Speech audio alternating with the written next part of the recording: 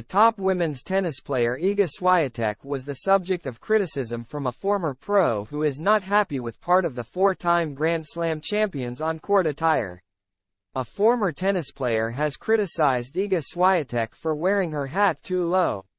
A cap is usually part of the 22-year-old's on-court attire, and former world number 5 Jimmy Arias has launched a damning assessment of the four-time Grand Slam champion, claiming she is not good for the sport.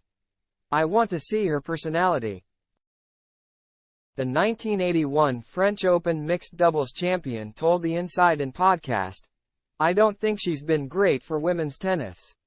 She wears her hat so low that you can't even see her face or her eyes during a match.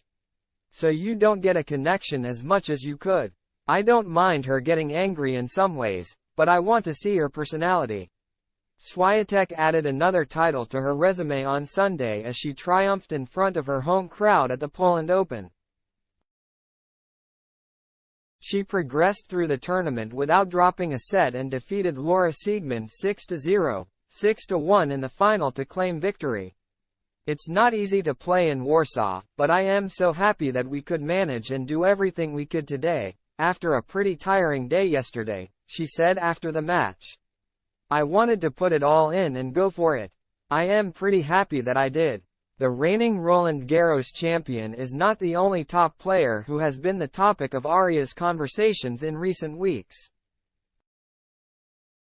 The American took aim at Nick Kyrgios for the amount of time he has spent away from the game. The Australian has played just one match this year, which came at the Stuttgart Open in June when he lost to Yibing Wu as he attempted an injury comeback. He's played once so far this year. "I am not sure his wrist, knee, or his tattoo is hurting him too much from playing Pokémon maybe. I don't know," Arias said. "The guy is so talented, he doesn't really train. He doesn't do all the things that are actually difficult and make it hard.